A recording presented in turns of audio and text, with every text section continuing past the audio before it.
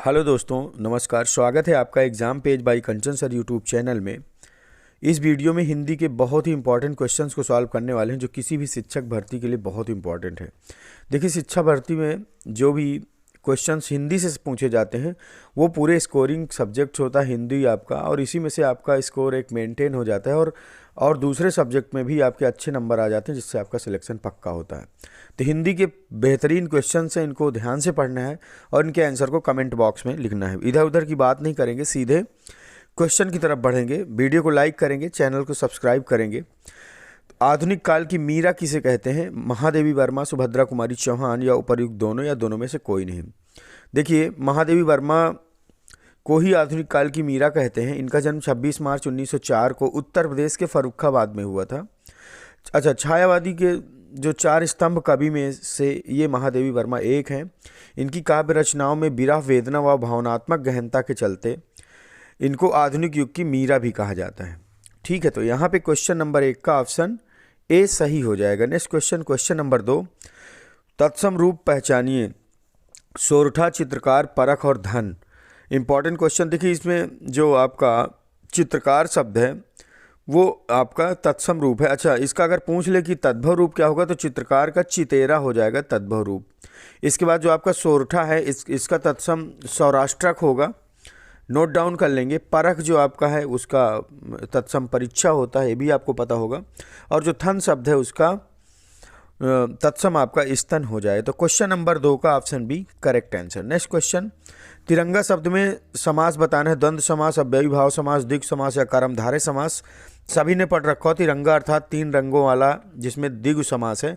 जब भी किसी गिनती की बात करें या अंकीय की बात करें तो वहाँ पे द्विगु समास सही हो जाएगा।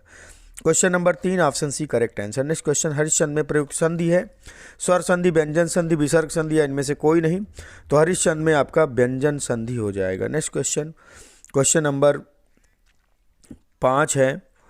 नेक्स्ट क्वेश्चन की तरफ बढ़ेंगे। देखिए, क्वेश्चन नंबर 5 में कह रहा है कि 3 बेर खाती थी वो, 3 बेर खाती में कौन सा अलंकार है? अनुप्रास अलंकार, श्लेष अलंकार, यमक अलंकार या अन्योक्ति अलंकार। तो यहाँ पर आपका यमक अलंकार हो जाएगा, क्योंकि बेर शब्द यहाँ पर एक बेर फल से है और दूसरा बेर शब्द जो है बेर मीन्स आपका टाइमिंग से, यानी दिन में जो 3 बार खाना खाते हैं उससे है। तो यहाँ पे एक ही शब्द के जब 2 अर्थ आते हैं तो यमक अलंकार हो जाता है। पर 6, भाड़े का टट्टू होना। मुहावरे का अर्थ बताइए। किराया न देने वाला, किराए पर रहने वाला, पैसे लूटने वाला या पैसे लेकर काम करने वाला। तो ऑप्शन नंबर डी इसका सही हो जाएगा। पैसे लेकर काम करने वाले के लिए यहाँ पे भाड़े का टट्टू मुहावरे का अर्थ हो जाएगा। नेक्स्ट क्वेश्चन, क्वेश्चन नंबर 7, अमावस्या की रात में अंधकार का राज होता है। प्रयुक्त पद में समानार्थी शब्द चुनिए, यानी अंधकार का समानार्थी शब्द चुनना दिए गए विकल्पों में से। पंख, आतंक, तिमिर या धन।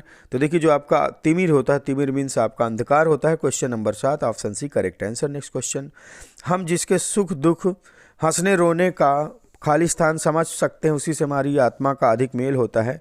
विकल्प नीचे दिए गए हैं। रिक्त स्थान की पूर्ति करना है। अर्थ भरा जाएगा, तात्पर्य भरा जाएगा, मर्म भरा जाएगा या मतलब भरा जाएगा। तो हंसने रोने का मर्म यहाँ पे एकदम सटीक आंसर हो जाएगा। क्वेश्चन नंबर 8 का ऑप्शन सी करेक्ट आंसर हो जाएगा। नेक्स्ट क्वेश्चन, उसी तपस्वी से लंबे थे देवदार जो 4 खड़े। इस पंक्ति में कौन सा अलंकार है? अनुप्रास अलंकार, रूपक अलंकार, प्रतीप अलंकार या फिर यमक अलंकार। तो जहाँ पर संभावना व्यक्त की जाती है, जैसे कह रहा उसी तपस्वी जैसे, ठीक है, 2 देवदार 2 4 खड़े, तो यहाँ पे प्रतीप अलंकार एकदम करेक्ट आंसर हो जाएगा। नेक्स्ट क्वेश्चन, क्वेश्चन नंबर 10, ऊधव मोहि ब्रज बिसरत नाही में कौन सा अलंकार है? श्रृंगार रस, हास्य रस, करुण रस या फिर वीर रस। तो देखिए, यहाँ पे ऊधव मोहि ब्रज बिसरत नाही में आपका श्रृंगार रस सही हो जाएगा। श्रृंगार रस का ओतप्रोत है यहाँ पे। तो question number 10 option A correct answer हो जाएगा। नेक्स्ट क्वेश्चन, मूक होई वाचाल, पंगु चढ़ई गिरिवर गहन, जासु कृपा सु दयाल, द्रवहु सकल कलिमल दहन। इसमें कौन सा छंद है? दोहा, चौपाई, सोरठा या बरवय। तो देखिए, इस छंद को जब आप पढ़ेंगे तो आपको इससे तुरंत अंदाजा लगेगा कि यहाँ पे सोरठा छंद की सृष्टि हुई है। नेक्स्ट क्वेश्चन, क्वेश्चन नंबर 12, जिसके पास कुछ ना हो, वाक्यांश के लिए एक शब्द बताइए। निर्धन, त्यागी, अकिंचन या सन्यासी। तो जिसके पास कुछ भी ना हो उसके लिए बहुत ही अच्छा शब्द है। वाक्यांश का एक शब्द अकिंचन सही हो जाएगा। नेक्स्ट क्वेश्चन, क्वेश्चन नंबर 13, आदर्श से बनने वाला विशेषण शब्द क्या होगा? आदर पूर्वक, आदर भाव, आदरणीय, आदरनत। तो यहाँ पे आदरणीय शब्द एकदम करेक्ट विशेषण की तरह प्रयुक्त हो जाएगा। क्वेश्चन नंबर 13 का option C correct answer. Next question, अगले क्वेश्चन की तरफ बढ़ते हैं। सृष्टि का सही विलोम शब्द आपको चयन करना है मरण, प्रलय, भ्रष्ट या मोक्ष से। तो देखिए सृष्टि मीन्स होता है निर्माण या मैन्युफैक्चरिंग। यहाँ पे प्रलय यानी डिस्ट्रक्शन, यानी आपका जो प्रलय में सब कुछ नष्ट हो जाता है, सृष्टि में सब कुछ बनाया जाता है। तो जो सही विलोम शब्द होगा वो आपका ऑप्शन नंबर बी प्रलय सही हो जाएगा। नेक्स्ट क्वेश्चन, मृदुल का सही विलोम शब्द चयन कीजिए, कठिन, खराब, रुक्ष या कठोर। तो मृदुल मीन्स देखिए आपका कोमल होता है, लेकिन यहाँ पे चूंकि विलोम शब्द पूछ रहा है तो आपका रुक्ष option C question number 15 correct answer हो जाएगा। नेक्स्ट क्वेश्चन, हिंदी की पहली कहानी लेखिका का नाम क्या है? बंग महिला, सत्यवती, चंद्रकिरण या चंद्रकांता। हिंदी की पहली कहानी लेखिका का नाम बंग महिला है। नेक्स्ट क्वेश्चन है क्वेश्चन नंबर 17, एकदा नैमिषारण्य के लेखक का नाम है विद्यानिवास मिश्र, अमृतलाल नागर, विष्णु प्रसाद हजारी प्रसाद द्विवेदी या फिर आपका विष्णुकांत शास्त्री। तो देखिए एकदा नैमिषारण्य अमृतलाल नागर जी की रचना है। Question number 17 option B correct answer. Next question, कलम का सिपाही किस विधा की रचना है? आत्मकथा, रेखाचित्र, संस्मरण या जीवनी। तो देखिए कलम का सिपाही एक जीवनी विधा की रचना है जो मुंशी प्रेमचंद के ऊपर लिखी गई। Question number 18 option D correct answer हो जाएगा। नेक्स्ट क्वेश्चन, दुख ही जीवन की व्यथा रही, क्या कहूँ आज जो नहीं कही। प्रस्तुत पंक्तियाँ किसकी रचित है?